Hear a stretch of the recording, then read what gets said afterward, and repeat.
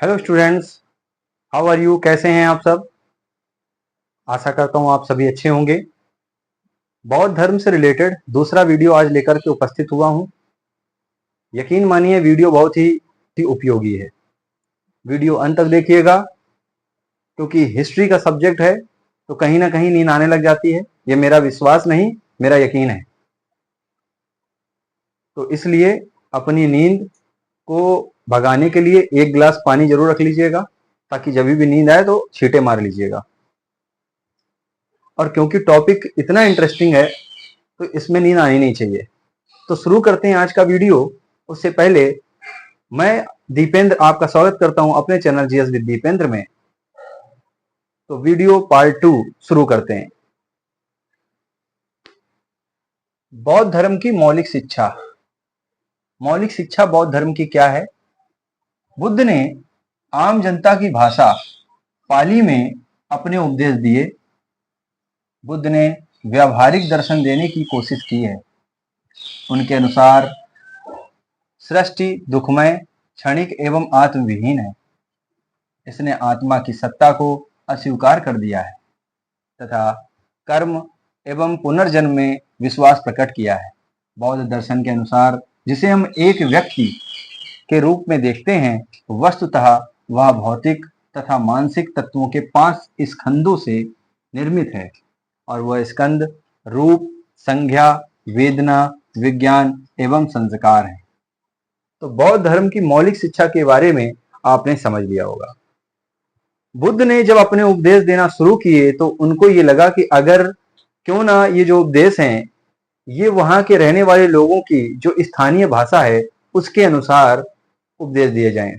तो वहां पर जो लोग थे उनकी जो भाषा शैली थी वो पाली थी और पाली में ही उन्होंने अपने उपदेश दिए। नंबर 1 बात।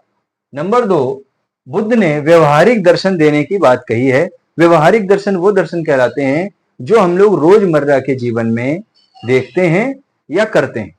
दर्शन थे जो उन्होंने समाज से जुड़ करके लोगों को जागृत करने की कोशिश करी। सबसे ज्यादा जो लोग पीड़ित हैं वो दुख के कारण ही पीड़ित हैं, तो उन्होंने दुख के बारे में भी बताया है और सुख की कामना कैसे करते हैं लोग और किस तरीके के वो लोग होते हैं उसके बारे में बताया है। तो आइए आगे समझते हैं। आगे क्या है कि इसमें आत्मा की जो सत्ता है उसको अस्वीकार कर दिया है। यानी ये नहीं मानता है धर्म की आत्मा भी कोई प्रकार की चीज होती है। वो कर्म तथा पुनर्जन्म में विश्वास करते हैं। यदि आप कर्म करते हैं तो ही कुछ हो सकता है, ये बात सही है। अगर हम श्रीमद् भगवत गीता में देखें तो भगवान श्री कृष्ण ने भी अर्जुन को यही बताया है कि कर्म करो अर्जुन, कर्म। इसलिए कर्म तो बहुत ही आवश्यक है। कहते हैं बौद्ध धर्म और जैन धर्म क्योंकि ये हिंदू समाज से ही निकले हैं तो इनके जो अनुयायी हुए, इनके जो तीर्थकर हुए, चाहे जैन धर्म में तीर्थकर कहे जाते हैं और बौद्ध धर्म में आपके अनुयायी बोल सकते हैं आप। तो ये जितने भी अनुयायी हुए या तीर्थकर हुए इनके अंदर कुछ ना कुछ ऐसी शैलियां रहीं जो हिंदू धर्म से जुड़ी हुई थी। इसीलिए इनके पतन होने का कहीं ना कहीं एक कारण ये भी रहा। हम शुरू में बात कर रहे हैं कि बौद्ध धर्म के अनुसार कर्म और पुनर्जन्म पर ही वो विश्वास करते हैं, आत्मा जैसी किसी भी चीज पर वो विश्वास नहीं रखते हैं। तो आपके नोट करने वाला एक सब्जेक्ट ये है कि बुद्ध ने अपने उपदेश किस भाषा में दिए? तो बुद्ध ने अपने उपदेश पाली भाषा में दिए। नंबर 1। नंबर 2, बुद्ध धर्म में या बौद्ध धर्म में किस प्रकार की मान्यताएं पाई जाती हैं? तो बौद्ध धर्म में आत्मा जैसी किसी भी चीज का स्वीकार नहीं किया जाता है, यानी कि उसको अस्वीकार कर दिया जाता है। तो ये मान्यता है।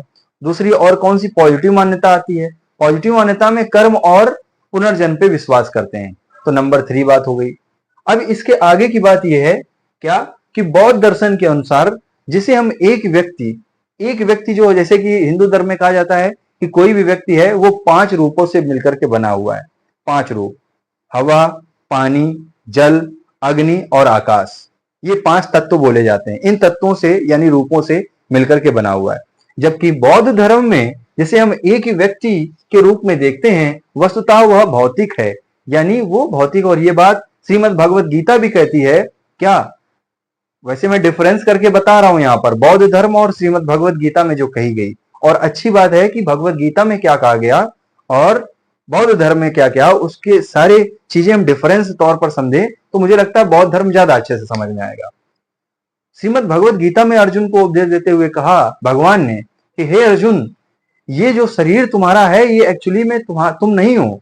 ये शरीर तो खत्म हो जाएगा लेकिन आत्मा जिंदा रहेगी। लेकिन आत्मा की बात अस्वीकार करती है कौन? बौद्ध धर्म अस्वीकार करता है, लेकिन श्रीमद् भगवत गीता में यानी हिंदू धर्म, हिंदू सनातन धर्म में आत्मा का विश्वास है। तो एक खंडन हो जाता है आत्मा का, लेकिन एक बात तो कॉमन आ जाती है क्या कि शरीर जो है वो भौतिक है और पृथ्वी पर जितनी भी भौतिक चीजें हैं वो नष्ट हो जाती हैं। ये बात बौद्ध धर्म भी मानता है और ये बात श्रीमद् भगवत गीता भी कहती है।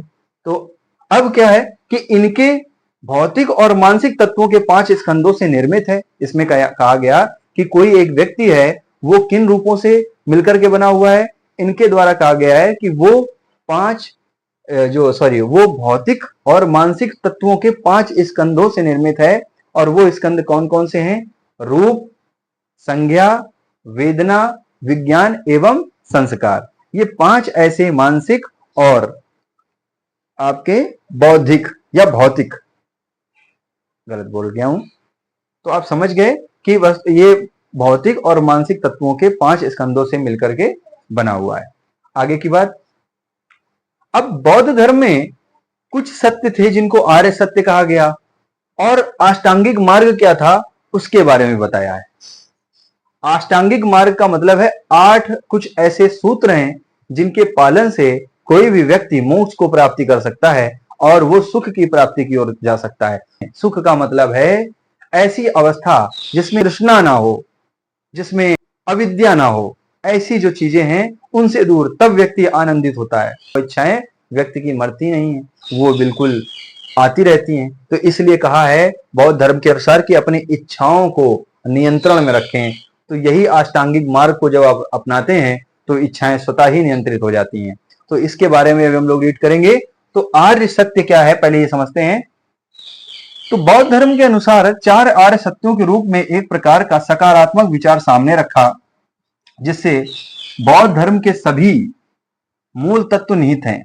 मूल तत्व निहित है मतलब बेसिक आधार, जिस प्रकार बौद्ध धर्म का आधार है उस आधार पर ये आर्य सत्य और अष्टांगिक मार्ग रखे हुए हैं। यानी किसी भी व्यक्ति को उसके सफल जीवन की शुभकामनाएं देने के लिए ऐसे मार्गों को, ऐसे सत्य को अपनाना पड़ता है, इसीलिए इसको आधार बताया गया है। ठीक है, तो ये मूल तत्व भी कहे जाते हैं, ये मूल तत्व निहित है इसमें। और वो क्या है? आर्य सत्य में 4 आर्य सत्य हैं। पहला आर्य सत्य क्या है? दुख है।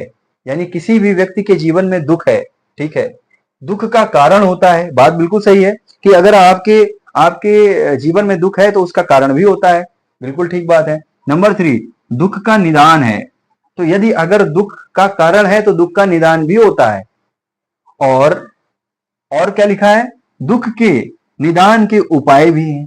तो 4 आर्य सत्य हैं, इनको आप अपने जीवन में उतार के देखिए। अगर अभी आप वीडियो देख रहे हैं तो आपके जीवन में कुछ ना कुछ दुख तो होगा ही होगा और उस दुख का कारण होगा। दुख के निदान भी आपको पता है और उनमें से आपको कुछ जो निदान पता है उनमें से कुछ उपाय करके आप उन निदानों का मतलब उस दुख को खत्म करने का कारण बन सकते हैं। तो कहने का मतलब बौद्ध धर्म में ये 4 आर्य सत्य बोले गए।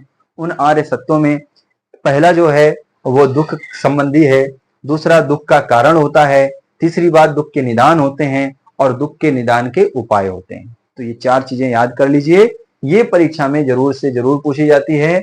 पेपर और पेन लेकर के आप चीजों को नोट करते जाइए। जैसा कि मैं अपनी लाइव स्ट्रीम में बताता रहता हूं कि मैं हमेशा नोट्स प्रोवाइड करा रहा हूं। मैं ये क्यों नोट्स बना रहा हूं, चाहूं तो मैं एक किसी टॉपिक को लेकर के आपको एक्सप्लेन कर दूंगा करके, लेकिन मैं प्रॉपर वाइज नोट्स बना रहा हूं।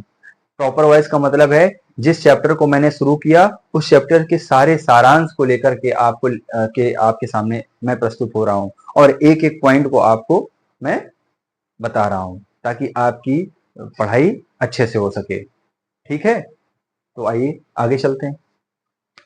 प्रथम आर्य सत्य में क्या कहा गया है? प्रथम आर्य सत्य में क्या कहा गया है?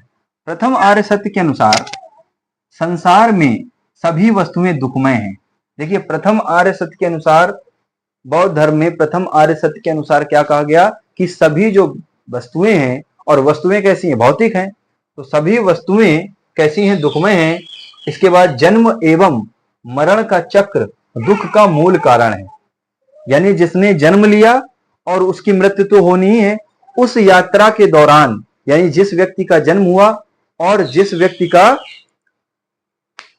सीधी सी बात है, जन्म होगा तो मरण भी होगा, उसके बीच का जो जीवन है वो कैसा है, वो मूल कारण है दुख का। तो अब क्या कहते हैं कि धर्म का मुख्य उद्देश्य मानव को जन्म एवं मृत्यु के चक्र से छुटकारा दिलाना होना चाहिए। उसको ये तो पता होना ही चाहिए कि उसकी मृत्यु होनी है, लेकिन अपने दुख को उसको भूलना होगा, एक ऐसे मार्ग पर चलना होगा ताकि वो अपने दुख को भूल जाए और आनंदमय जीवन बिताए। इसका कारण ये हो सकता है। तो इन्होंने अपने उपदेश में ये कहा कि धर्म का मुख्य उद्देश्य मानव को जन्म मृत्यु के बंधन से या चक्र से छुटकारा दिलाना होना चाहिए। द्वितीय आर्य सत्य में क्या कहा गया? द्वितीय आर्य सत्य के अनुसार दुख उत्पन्न होने का मूल कारण अविद्या एवं तृष्णा है, यानी इच्छाएं। अविद्या मतलब अशिक्षित व्यक्ति जो होता है, जिसके पास शिक्षा नहीं है तो वो दुखी है, जिसके पास इच्छाएं ज्यादा है वो भी दुखी है। इसलिए द्वितीय आर्य सत्य, जिसको दुख का कारण के रूप में जाना जाता है, उसको हम कहते हैं, उसका मेन कारण, मूल कारण क्या है, मेन रीजन क्या है? वो मेन रीजन आपका अविद्या और तृष्णा है। ठीक है। अब तीसरा आर्य सत्य के अनुसार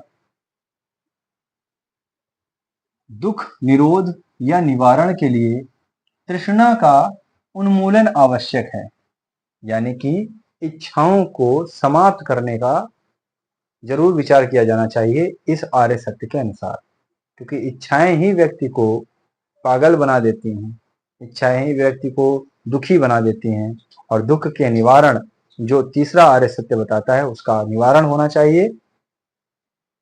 और चौथा आर्य सत्य क्या कहता है? उसके अनुसार बुद्ध ने दुख निरोध के मार्ग को बताया है, और वो मार्ग है अष्टांगिक मार्ग। ये अष्टांगिक मार्ग क्या है? बुद्ध ने दुख के निरोध के मार्ग को बताया, उसको अष्टांगिक मार्ग कहते हैं। और अष्टांगिक मार्ग में 8 ये मार्ग दिए गए हैं। उन 8 मार्गों में सबसे पहला मार्ग है सम्यक दृष्टि, नंबर 2 सम्यक संकल्प, नंबर 3 सम्यक भाषण, नंबर 4 सम्यक कर्म, नंबर 5 सम्यक निर्वाह, सम्यक प्रयत्न, 7 सम्यक भाव और सम्यक ध्यान। अगर इन अष्टांगिक मार्ग को कोई व्यक्ति अपनाता है तो उसको कभी दुख आ ही नहीं सकता है। ठीक है। तो आज का जो वीडियो रहा वो आपको मैंने आर्य सत्य के कुछ कारण बताए, आर्य सत्य कौन कौन से प्रकार के होते हैं उनके बारे में बताया। आज का वीडियो यहीं तक था। अब मिलेंगे बौद्ध धर्म के नेक्स्ट वीडियो में, जिसमें त्रिरत्नों के बारे में समझाएंगे। तब तक के लिए शुक्रिया, धन्यवाद। फिर मिलेंगे। जय हिंद, जय भारत।